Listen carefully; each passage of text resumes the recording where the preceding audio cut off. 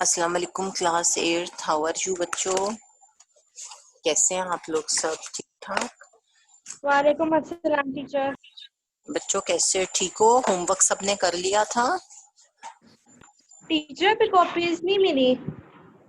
अभी नहीं मिली आपको वापस? तो बेटा आप स्कूल से चेक करो ना, जाके स्कूल से मंगवा लो ना फोन करके। कोई बहुत बड़ा मसला तो नहीं है, आप स्कूल फोन करो और अपनी कॉपीज मंगवा लो किसी से। अब आपको स्कूल खुद तो नहीं ना देने आएगा, आपको पिक तो करवानी पड़ेगी ना। टीचर लेकिन बस टीचर शोभना ने कहा था कि जब आपको मैसेज आएगा तब आपने स्कूल से जाकर लेनी है। काफी पहले मैसेज आएगा फिर आपने कॉपीज कलेक्ट करनी है। तो बेटा मैसेज ही नहीं आया। आप उनको फोन कर लो ना, उनको फोन करके पूछ लो ना कि क्यों नहीं अभी तक मैसेज आया, आपने काम करना है। जी ठीक हो गया? अच्छा चलो बेटा, हम in the last class we were on page number 74 of chapter number 5। हम चैप्टर नंबर 5 पढ़ रहे थे और हम पेज नंबर 74 पर थे। और पेज नंबर 74 पर फिगर 6.14 वी वर डिस्कसिंग। तो मैं आपको उसको दोबारा से बता देती हूँ, हमारी class in between and up हो गई थी। तो हम फिगर 6.5 में ये पढ़ रहे थे कि माउंट बेटन जो था उसने बहुत लॉन्ग आवर्स तक he tried to convince Jinnah to accept the cabinet mission plan, ताकि वो कैबिनेट मिशन प्लान को एक्सेप्ट कर लें, बट जिन्ना रिफ्यूज्ड। जिन्ना ने उसको नहीं माना और जिन्ना सेड कि मुझे सवाए हमें पाकिस्तान की सवाए हमें सब कॉन्टिनेंट की पार्टीशन के और कोई भी सॉल्यूशन एक्सेप्टेबल नहीं है। ठीक है, तो इसके ऊपर माउंट बैटन जो थे उसने रिपोर्ट किया कि ही सेड कि कायदे आजम के बारे में वो ये कह रहे थे इन दिस पैराग्राफ के जो जिन्ना थे वो ऑलमोस्ट उनके ऊपर ये बात कर रहे थे और ही इज सेइंग कि उनको बहुत जो था वो दुख था दैट जिन्ना वॉज नॉट, जो माउंटबेटन थे ही वॉज वेरी दुखी, उनको बहुत दुख था कि जिन्ना जो थे was not agreeing to the idea of a united nation. ठीक है, यूनाइटेड इंडिया के ऊपर वो एग्री नहीं कर रहे थे। और he says, Mountbatten says that I tried really hard, मैंने बहुत कोशिश की to convince him by explaining to him the potential for India's prosperity, that if partition didn't take place तो क्या होगा। तो however he didn't listen to me, कायदे आजम ने नहीं सुना, ये रिपोर्ट कर रहे हैं Mountbatten. But I think that Jinnah अभी तो बहुत बातें कर रहे हैं और अभी तो आसमान पर हैं, वो समझ रहे हैं कि मुझे पाकिस्तान मिल जाएगा, हमें अलग स्टेट मिल जाएगी। लेकिन जब वो जैसे ही वो रियलाइज करेंगे और जमीन पर आएंगे तो वो रियलाइज कर जाएंगे the mistake he has made by not listening to me, means not listening to Mountbatten, and he will regret his decision। और फिर वो अपने ही डिसीजन को रिग्रेट करेंगे, उसके ऊपर वो अफसोस करेंगे कि मैंने उस वक्त बात क्यों नहीं मानी। ठीक है, ये हमने फिगर 6.14 पढ़ लिया। अब उसके बाद हेडिंग है डिसाइडिंग ऑन पार्टीशन। ठीक है, तो by mid April an estimated 3500 people had been killed in rioting 6 dead Hindus and 6 to every dead Muslim।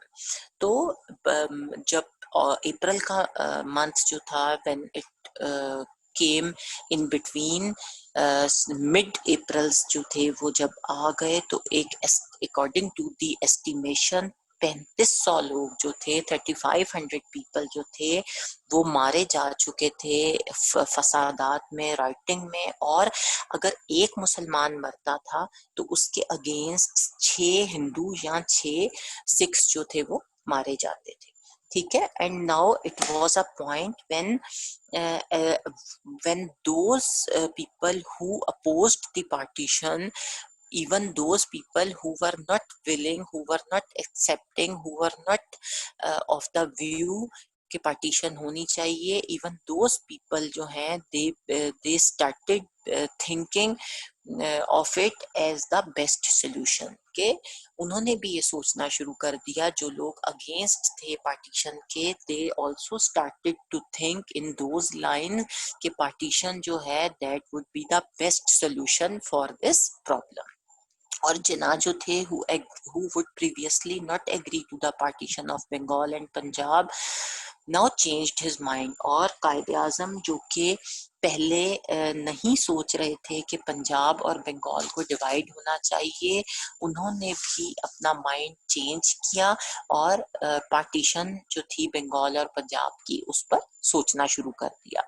और नेहरू जो थे tired after months of bitter argument also wanted a settlement, और नेहरू जो थे वो भी बहुत तंग आ चुके थे, बहुत महीनों की जो आर्ग्यूमेंट्स थे, बहस थी बिटर किस्म की, उससे बहुत तंग आ चुके थे और वो भी चाहते थे कि अब सेटलमेंट हो जानी चाहिए इस मसले की। ठीक हो गया। Besides, Nehru didn't believe that Pakistan could survive, और नेहरू जो था he was very sure, he convinced, उसको पता था और वो इस बात को एक्सेप्ट किए हुए था, उसको ये बात बहुत अच्छी तरह दिमाग में थी कि मुसलमान जो हैं वो चूंकि एक नई कौम है, उन्होंने कभी जो है वो मुल्क को खुद से हैंडल नहीं किया, उन्होंने मुल्क को खुद से नहीं अफेयर्स को खुद से नहीं डील किया, तो वो ज्यादा देर तक सरवाइव नहीं कर पाएंगे और वो जल्द ही जो है वो खत्म हो जाएंगे। He predicted that in 6 months time Muslims would ask to be reunited with India, और he was of the view कि 6 महीनों के अंदर अंदर during the 6 months of their partition, अपनी पार्टीशन के 6 महीने के बाद ही जो मुसलमान हैं वो कहेंगे वो कि उन्हें दोबारा से इंडिया जो है वो उसके साथ यूनाइट होना है, उन्हें दोबारा से इंडिया को ज्वाइन करना है क्योंकि वो इंडिपेंडेंटली नहीं रह सकते, ये उसका ख्याल था नेहरू का। ओनली गांधी जो उस वक्त 75 years ऑफ एज थी उनकी, 78 years ओल्ड थे, वो इससे एग्री नहीं करते थे, बट ही वॉज ओवर, वो उससे एग्री बेशक नहीं करते थे लेकिन उनको ओवर रूल किया गया। ओवर रूल होता है किसी चीज को रिजेक्ट करना या डिसअलाउ करना जो किसी ऐसे लोगों की तरफ से जो कि सुपीरियर अथॉरिटी रखते हो। जी बेटा, ठीक है, लेकिन वो नहीं चाहते थे कि पार्टीशन जो है वो एग्जिस्ट करे, पार्टीशन हो, लेकिन उनको ओवर रूल किया गया, उनकी इस बात को रिजेक्ट किया गया और आखिरकार on 3rd June 1947 the announcement of an agreement was made, और 3 जून 1947 इसको हम 3rd जून प्लान के नाम से याद करते हैं इस डेट को। ये बहुत इम्पोर्टेंट इवेंट है। इस दिन अनाउंसमेंट हो गई थी कि ये एग्रीमेंट हो गया है कि पाकिस्तान और इंडिया को डिवाइड कर दिया जाए। ठीक है, टीचर गांधी ने ये अनाउंस किया था? नहीं बेटा, ब्रिटिशर्स ने, अंग्रेजों ने, क्योंकि अंग्रेज जो थे वो हम पे हुक्मरानी कर रहे थे ना, they were the basically Britishers were the ruler ना, वो हमें रूल कर रहे थे ना। और हिंदू और मुसलमान तो under the leadership of, under the government of Britishers वो उनके सबऑर्डिनेट्स थे उस वक्त, हिंदूज और मुस्लिम्स। ठीक है, लेकिन जो हिंदूज थे ना, they were in a better position than Muslims, मुसलमानों से थोड़ी सी उनकी कंडीशन बेहतर थी, बल्कि काफी बेहतर थी, और उनके टर्म्स जो थे ना वो भी अंग्रेजों के साथ अच्छे थे। उसकी वजह क्या थी? उसकी एक वजह तो ये थी कि उन्होंने दोस्ती मेंटेन की हुई थी अंग्रेजों के साथ। और किस तरह मेंटेन की हुई थी कि वो उनकी इंग्लिश एजुकेशन को अवेल करते थे, उनकी एजुकेशन हासिल करते थे और उनकी चापलूसी करते थे, उनको मतलब जरा थोड़ा सा पैम्पर करते थे, उन्हें बताते थे कि हम आपके बड़े फ्रेंड्स हैं और हम आपके खैर ख्वाह हैं और हम आपके लिए हमेशा अच्छा सोचते हैं, और उनके दिमाग में ये डालते थे कि मुसलमान आपके दुश्मन है। तो थोड़ी सी उनकी पोजीशन जो थी वो मुसलमानों से बेहतर थी, लेकिन both Hindus and Muslims were under the leadership of, under the government of Britishers. Clear? तो एग्रीमेंट जो था वो अनाउंस हो गया कि पार्टीशन कर दी जाएगी सब कॉन्टिनेंट की, और इस प्लान को 3 जून प्लान बोलते हैं। ये बहुत इंपॉर्टेंट इवेंट है और ये 3 जून 1947 को अनाउंसमेंट हुई थी। ठीक है, अब आप नीचे तस्वीर देखो, 6.15 फिगर में आपको नजर आएगा कि गांधी जो हैं वो माउंटबेटन और मिसेस माउंटबेटन के साथ खड़े हैं। ठीक है, जिसने डिवीजन की थी सब कॉन्टिनेंट की। Urgent actions. अब जो जिन्ना थे और मुस्लिम लीग थी, दे वर ऑफ द व्यू, उनका अब ये ख्याल था, वो इस नतीजे पे पहुंचे थे कि जो जिन्ना और कायदे आजम अब इस नतीजे पे पहुंच गए थे कि they had to act quickly, कि अब चूंकि पाकिस्तान जो है वो बनने के करीब है, पाकिस्तान जो है वो आखिरकार हमें बहुत एफर्ट के बाद मिल जाएगा, तो अब हमें कुछ ऐसी चीजें हैं, कुछ ऐसे एक्शंस हैं जो हमें क्विकली लेने हैं, बहुत जल्दी से हमें डिसीजंस लेने हैं, कुछ डिसीजंस हमें बहुत जल्दी जल्दी करने हैं अपने मुल्क के बारे में। और इमीडिएटली जो मुस्लिम लीग थी और कायदे आजम था, they created the Pakistan constituent assembly. तो उन्होंने फटाफट पाकिस्तान के लिए एक कॉन्स्टिट्यूएंट असेंबली जो थी वो फॉर्म अप की। कॉन्स्टिट्यूएंट असेंबली वो होती है which makes the constitution of a country, जो मुल्क का आइन बनाती है, जो मुल्क के लिए एक फ्रेमवर्क बनाती है कि किस तरह उसने आगे फ्यूचर में प्रोसीड करना है, कौन कौन सी चीजें करनी है और कौन कौन सी चीजों को अवॉइड करना है, कौन कौन से लॉज हैं, कौन कौन सी रिस्ट्रिक्शंस हैं जो सिटीजन्स के ऊपर हैं, क्या क्या फैसिलिटीज सिटीजन्स को मिली हैं, कौन कौन से काम जो हैं वो क्राइम के अंडर आते हैं, कौन कौन से काम लीगली सिटीजन्स कर सकते हैं, क्या क्या सिटीजन्स के राइट्स हैं, क्या क्या सिटीजन्स की ड्यूटीज हैं, मुल्क को किस तरह चलाना है, किस तरह मुल्क के लिए असेंबलीज बननी है, किस तरह लॉ मेकिंग होनी है, एग्जीक्यूटिव ने किस तरह काम करना है। तो ये सब रूल्स एंड रेगुलेशंस और सब जो चीजें होती हैं, ये हमारे मुल्क का एक आइन बनता है, ये एक किताब की सूरत में होता है, और इसके अंदर तमाम चीजें जो हैं वो लिखी जाती हैं कि मुल्क इस तरह चलेगा, किस तरह असेंबलियां टूटेंगी, किस तरह नई गवर्नमेंट आएगी, इलेक्शंस किस तरह होंगे, ये सब चीजें जो हैं ये उसमें होती हैं। तो वो असेंबली, वो group of people who prepares the constitution for a country, उसे कॉन्स्टिट्यूएंट असेंबली बोलते हैं। तो इमीडिएटली पाकिस्तान के लिए एक कॉन्स्टिट्यूएंट असेंबली जो थी वो फॉर्म अप की गई ताकि मुल्क का कॉन्स्टिट्यूशन बनाया जाए। एक ये एक्शन जो था इमीडिएट, ये कायदे आजम और मुस्लिम लीग हैड टेकन।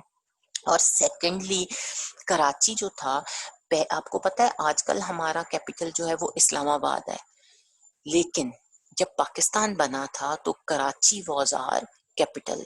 ठीक है, इस्लामाबाद उस वक्त नहीं था, Islamabad is a new city जो कि पाकिस्तान की क्रिएशन के बाद बना है। तो कराची जो था वो उस वक्त बहुत मॉडर्न सिटी जो था कंसिडर किया जाता था, मॉडर्न टाउन कंसिडर किया जाता था। और क्या कंसिडरेशन थी उसकी, उसके मॉडर्न होने के पीछे कि उसके पास सी पोर्ट भी है, उसके पास एयरपोर्ट भी है, तो वो एक मॉडर्न सिटी है। तो टीचर आपकी कराची आवाज नहीं आ रही। अब आ रही है, अब आ रही है बेटा? टीचर मुझे तो आ रही है।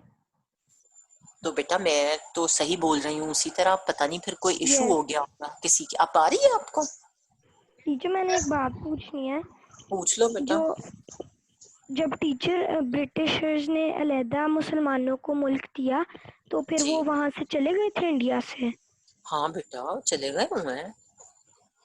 अब तो ओके। इंडिया में थोड़ी है, नो, वो तो अब चले गए थे नहीं, ना। टीचर हाँ आपकी तब बात नहीं चले कर गए रही। थे, चले गए थे, चले गए थे बेटा। ओके। उनका असल में उनका काम खत्म हो गया ना। उन्होंने तो हमें अपनी कॉलोनी बनाया हुआ था ना, उन्होंने तो हमारे ऊपर कब्जा किया हुआ था। सब कॉन्टिनेंट ओरिजिनली तो उनका नहीं था, ओके। वो तो हमारे ऊपर उन्होंने हुक्मरानी शुरू कर दी थी ना। आपने पढ़ा होगा कि वो किस तरह वो बिजनेस के लिए आए थे और किस तरह यस वो वहां यस। सेटल हो गए, ठीक है ना। तो वो फिर आहिस्ता आहिस्ता उन्होंने हमारे ऊपर रूल करना शुरू कर दिया था ना। तो फिर जब हमने उनसे अपना मुल्क वापस ले लिया तो फिर उनका काम खत्म हो गया, दे वेंट बैक। यस। ठीक है। और फिर एक तो कायदे आजम ने कॉन्स्टिट्यूएंट असेंबली बनाई। दूसरा इमीडिएट स्टेप क्या कायदे आजम ने लिया? कायदे आजम ने कराची को, जो कि एक मॉडर्न सिटी था with a airport and sea port, उसको चूज किया as a Pakistan new capital. Capital city बनाया उसको और अ नेशनल फ्लैग डिजाइंड। और एक काम और जो कायदे आजम ने इमीडिएटली किया वो ये किया कि पाकिस्तान के लिए एक झंडा, जो अब हमारा झंडा है ग्रीन और वाइट चांद और सितारे वाला, उसको डिजाइन किया। और ब्रिटिशर्स जो थे they knew that public support for them was almost exhausted. और ये वो पॉइंट था जिस पर जो ब्रिटिशर्स थे वो कन्विंस्ड थे, वो समझ चुके थे, they knew it very well कि लोगों की जो सपोर्ट हमारे साथ थी, जो पब्लिक सपोर्ट थी, वो अब एग्जॉस्ट हो चुकी है, खत्म हो चुकी है, थक चुकी है। मतलब हम, they are tired, people are now tired of us, वो हमसे थक चुके हैं, अब वो हमें सपोर्ट नहीं करेंगे। और इसी वजह से माउंटबेटन जो था उसने डिसाइड किया कि 14 और 15 अगस्त की मिडनाइट पे 1947 को पाकिस्तान और इंडिया को डिवाइड कर दिया जाएगा। और पाकिस्तान एट लास्ट, तो फिर पाकिस्तान एट लास्ट हमारे पास आ गया। अब इस स्टेज पर, even at this last stage, अब ये लास्ट स्टेज थी जो हमें उस वक्त मिली कि पाकिस्तान हमें मिल गया। और जो काम था बाउंड्रीज के ऊपर, जो जो बाउंड्री होता है, जो हदूद होती हैं कि यहाँ से यहाँ तक पाकिस्तान है और यहाँ से यहाँ तक इंडिया है। आपने कभी देखा है वाघा बॉर्डर्स के ऊपर आप जाते हो तो सेरेमनी होती है, सुबह फ्लैग लगाते हैं और शाम को फ्लैग उतारते हैं, बहुत लोग देखने जाते हैं वो। तो वो हमारी बाउंड्री लाइन है कि यहाँ से पाकिस्तान खत्म होगा और यहाँ से इंडिया शुरू हो जाएगा, वो हमारी बाउंड्री है। तो लास्ट स्टेज के ऊपर जब पाकिस्तान जो था वो मुसलमानों को मिल गया था, तो उस वक्त जो बाउंड्रीज के ऊपर काम था वो अभी शुरू होना था। और एक बाउंड्री कमीशन जो था वो सेटअप किया गया फटाफट। और उसमें कौन कौन था? हाई कोर्ट के जजेस थे जो कि मुस्लिम लीग ने और कांग्रेस ने खुद चूज किए थे, और ब्रिटिश एक बैरिस्टर थे जिनका नाम सर सिरिल रेडक्लिफ था, वो उस कमीशन के चेयरमैन थे जिन्होंने बाउंड्री लाइन डिटरमिन करनी थी कि यहाँ तक पाकिस्तान की बाउंड्री है और यहाँ से इंडिया की बाउंड्री है।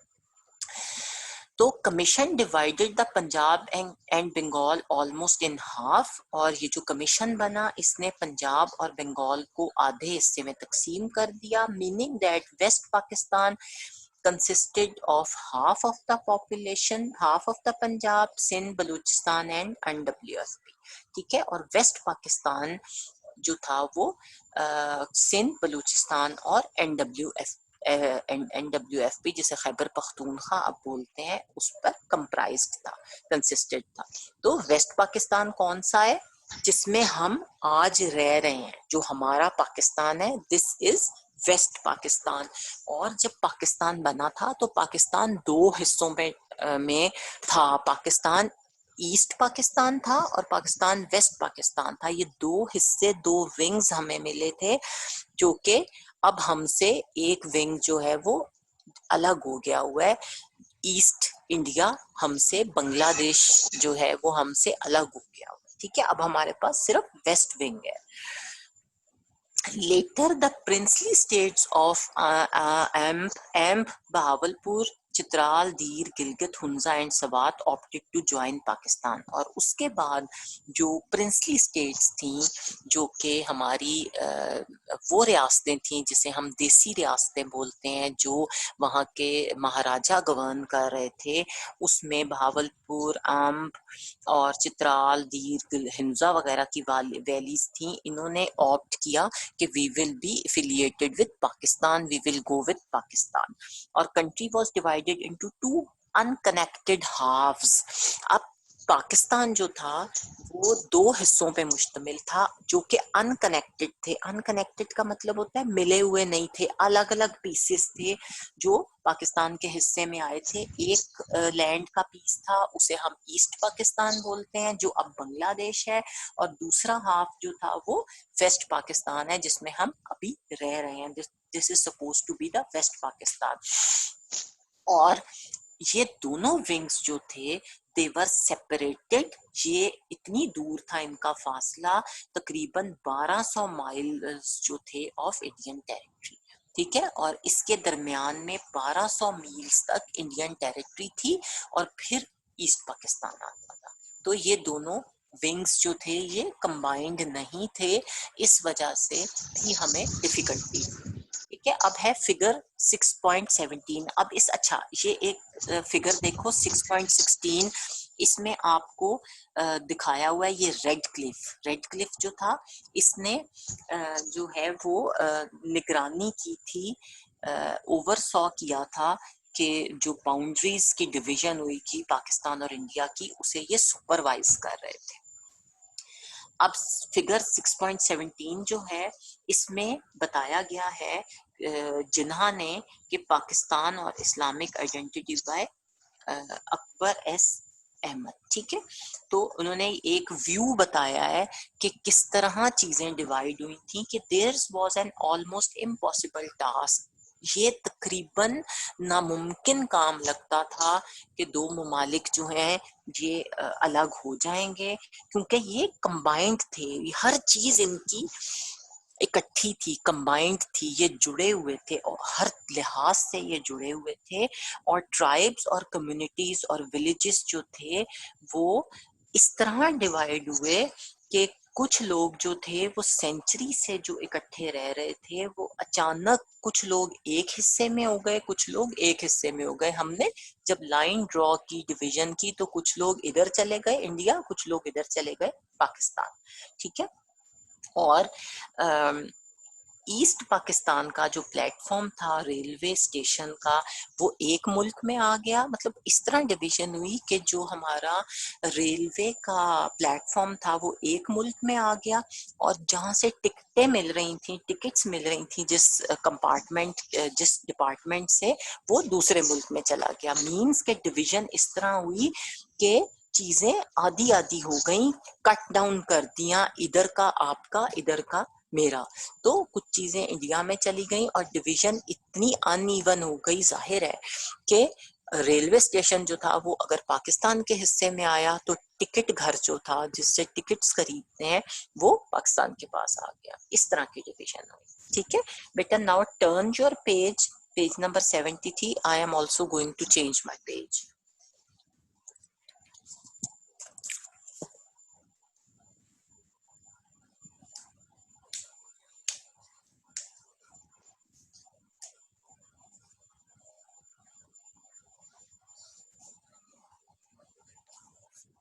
ठीक है बेटा, अब पेज नंबर 76 पे आए और इसके ऊपर आप 6.18 फिगर है, और इस फिगर में एक मैप है, और इस मैप में आपको सारे सिटी जो सिटीज हैं वो दिखाए गए हैं। और ये नीचे की देखो आप, इसमें जो ये ग्रीन लाइन से आड़ी लाइनें हैं ये क्या शो कर रही हैं, ये इधर टॉप पर चाइना के नीचे जम्मू एंड कश्मीर का जो डिस्प्यूटेड एरिया है वो शो कर रहा है इस मैप के ऊपर। ये आपको ऊपर नजर आ रहा होगा, देखिए। और ये नीचे की देखो, इसमें उन्होंने वो दिखाया हुआ है कि आड़ी जो लाइनें हैं, तिरछी लाइनें हैं ग्रीन वाली, उसमें जम्मू और कश्मीर का टेरिटरी डिस्प्यूटेड टेरिटरी है। उसके नीचे ये जो डॉट है एक रेड, ये सब कॉन्टिनेंट के यूनाइटेड इंडिया के सिटीज को हाईलाइट कर रहा है। ये आपको सारे सिटीज इसमें नजर आ रहे होंगे, ठीक है। और उसके बाद एक जो तिरछी लाइन है वो बाउंड्री लाइन है, जो हमारे इस मैप की बाउंड्री है कि यहाँ तक जो है ये सब कॉन्टिनेंट का एरिया, ठीक है। और फिर इस बाउंड्री के नीचे जो है वो आपको श्रीलंका नजर आ रहा है, बे ऑफ बंगाल, इधर तिब्बत, इधर चाइना, अफगानिस्तान, ये आउटसाइड दी बाउंड्रीज हैं, ठीक हो गया, हमारे नेबरिंग कंट्रीज हैं। उसके बाद है जी the Quaid arrives in Karachi. अब पाकिस्तान बनने के बाद कायदे आजम जो थे वो कराची में, अच्छा ये मैप जो था ये सब कॉन्टिनेंट की बाउंड्री लाइंस शो कर रहा है जो 1947 में थी। ये आपको समझ आ गया ना, मैंने बता दिया। अब है कायद अराइव्स इन कराची, और after the partition of Pakistan कायदे आजम जो थे वो कराची आए, कराची में उनकी आमद हुई। और फिगर 6.19 जो है वो हमें क्या बताता है कि Jinnah has achieved something which no other Muslim leader had been even dreamed of. जाहिर है कायदे आजम ने हमारे लिए वो चीज ली थी, वो चीज हमें लेके दी थी जो कि और कोई दुनिया का शख्स जो था, वो कोई मुस्लिम लीडर जो था वो इसका ख्वाब भी नहीं देख सकता था, वो ये सोच भी नहीं सकता था कि हम अंग्रेजों से अपने लिए एक अलग मुल्क हासिल कर लेंगे। तो कायदे आजम ने हमारे लिए वो चीज हासिल की थी जो कोई और Muslim leader not even think of.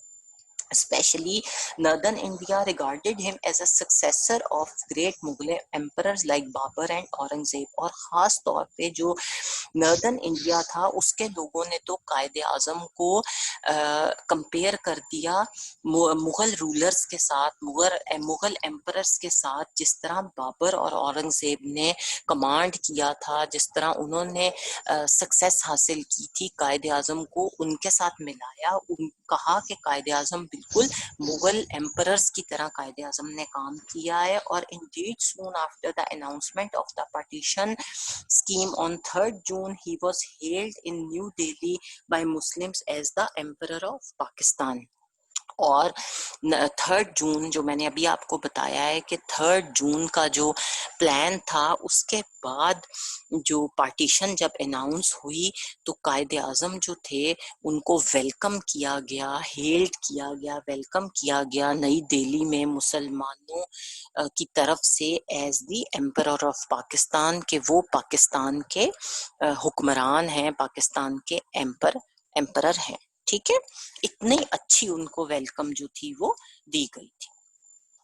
तो जिन्ना had won Pakistan and now as father of the nation his popularity was at its peak as explained, ठीक है, कि उनको हम कहते हैं कि he is the father of our nation, वो हमारे मुल्क के फादर हैं, वो हमारे मुल्क के बाप हैं। जो लीडर से उसको कंपेयर किया गया है फादर को। और उनकी पॉपुलैरिटी जो थी वो उस वक्त उन पीक पर थी, अरूज पर थी, वो इतने ज्यादा पॉपुलर थे। जिस तरह इस फिगर में उन्होंने बताया है कि कायदे आजम को मुगल एम्परर्स के साथ कंपेयर किया गया, उनका सक्सेसर बोला गया उनको। और 14 अगस्त को जिन्ना और उनकी सिस्टर जो थी Fatima Jinnah, they flew in the viceroy's Dakota plane from Delhi to Karachi. और वो दिल्ली से कराची जो थे वो वाइसराय का जो ढकोटा प्लेन था, जहाज था, उसके ऊपर आए। और ये ढकोटा जो प्लेन है, जहाज है, ये एक मिलिट्री एयरक्राफ्ट है, ये एक फौजी जहाज है। और ये जो है इट वाज यूज्ड, ये सेकेंड वर्ल्ड वॉर में यूज हुआ था ये प्लेन। और ये फ्रंट लाइन सर्विस में रहा है बहुत अरसे तक। ये मुल्क की जो फौज है वो इसे यूज करती रही है और अपने ऑपरेशंस के लिए, फौजी ऑपरेशंस के लिए इसको यूज करती रही है। तो ये ढकोटा प्लेन जो था वाइसराय का, ब्रिटिशर जो हुक्मरान था, वाइसराय था, उसके प्लेन में कायदे आजम और उनकी बहन फातिमा जिन्ना तो थी, वो दिल्ली से कराची आई और where huge crowds met them at the airport shouting Pakistan जिंदाबाद। और एक बहुत बड़ी तादाद में मुसलमान जो थे, लोग जो थे, वो उनके इस्तकबाल के लिए जमा थे और वो किस चीज का नारा लगा रहे थे? पाकिस्तान जिंदाबाद। तो Jinnah led a 3 mile long procession of hundreds of car as he drove to government house, ठीक है। और वो उन्होंने 3 miles long जो डिस्टेंस, जो अपने गवर्नर हाउस तक का, गवर्नमेंट हाउस तक का जो रास्ता था, वो 3 माइल लॉन्ग जो था वो प्रोसेशन था, उसमें हजारों गाड़ियां जो थी उनके साथ साथ चल रही थी। His route lined up by thousands of people waving league flags, और हजारों लोग जो थे उन्होंने मुस्लिम लीग के झंडे हाथों में लिए हुए थे। A week later, the great day of independence, 15th August 47 arrived. Mountbatten flew in to Karachi to hand over power, ठीक है। और फिर 14 और 15 अगस्त की जो रात थी, दरमियानी शब थी, उसको पाकिस्तान जो था वो आज़ाद हो गया और माउंटबेटन जो था वो कराची आया ताकि जो पावर है, जो हुक्मरानी है, वो ट्रांसफर कर दे मुसलमानों के लीडर को, जो कि उस वक्त कायदे आजम थे। British rule was at the end. Now British rule has come to an end और Pakistan came into existence as a sovereign independent state।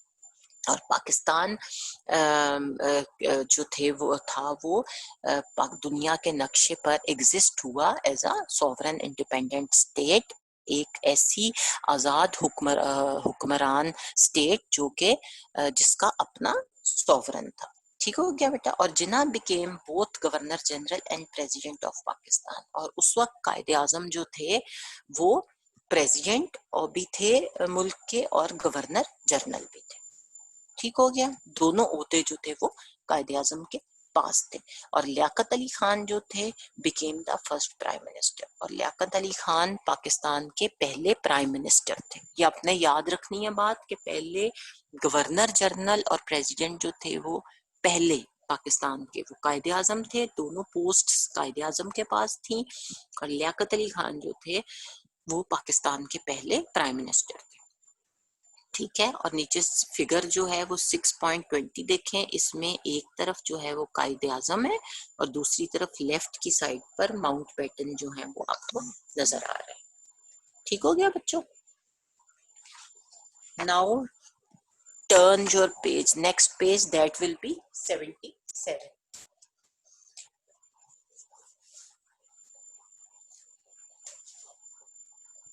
Teacher, I didn't get the notes of chapter number 5.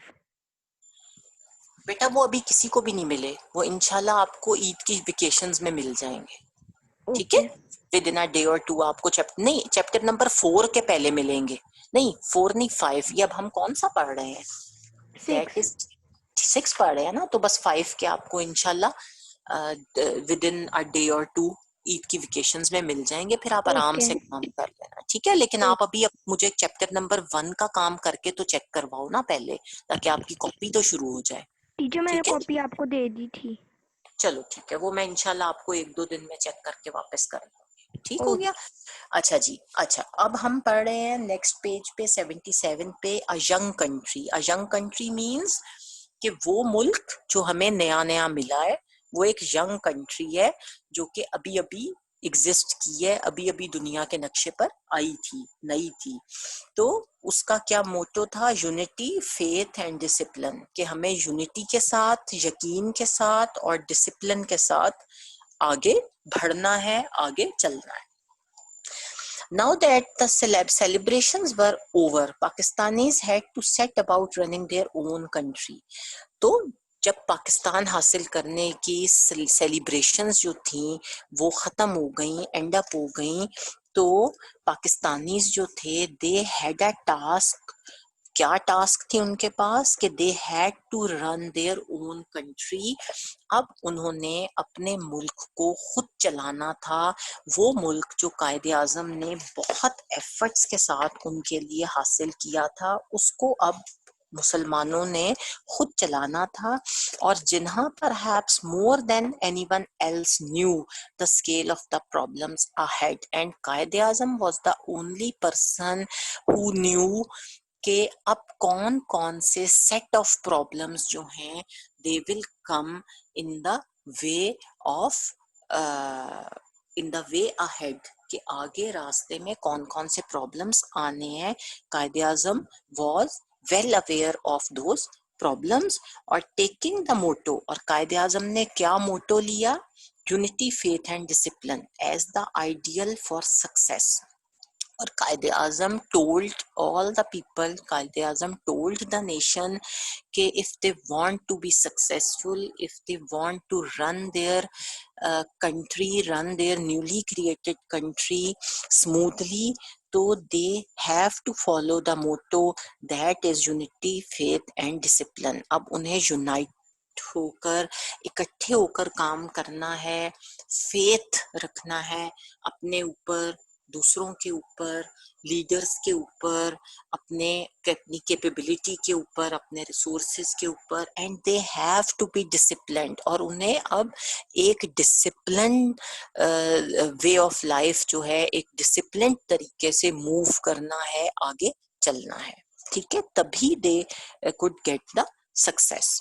तो he encouraged the people and leaders to work hard to establish Pakistan. और उन्होंने पाकिस्तान के लोगों को encourage किया कि वो बहुत ज्यादा मेहनत करें और मेहनत के साथ काम करें अगर वो चाहते हैं to establish Pakistan. Now figure number 6.22. अब हम देखते हैं कि फिगर 6.22 में कायद-ए-आज़म ने क्या कहा. कायद-ए-आज़म ने कहा, if we are to exist as a nation and give shape to the dream of Pakistan, we will have to face the problems with determination and force. तो कायद-ए-आज़म said कि if we have to live in a nation, as a nation, अगर हमें as a nation रहना है तो we will have to shape our dream of Pakistan and we will have to face problems. जो भी problems आएंगी, we will have to face those problems with courage and determination and force. Our people are disorganized and disheartened by the difficulties we face. और उन्होंने कहा, कायद-ए-आज़म ने, कि हमारे लोग जो हैं they are bit disappointed and disorganized. वो organized नहीं है and they are disappointed. वो disappointed भी हैं. जो डिफिकल्टीज उन्होंने, जो मुश्किलात उन्होंने फेस की हैं, जिन मुश्किलात का उन्होंने सामना किया है, उनकी वजह से वो बहुत ज्यादा डिसहार्टेंड हैं और उनका मोराल जो है इज वेरी लो. उनका जो हौसला है, करेज है, कॉन्फिडेंस है, वो बहुत कम है, वो बहुत लो है. And we will have to work hard to pull them out of their डेस्पोटेंसी.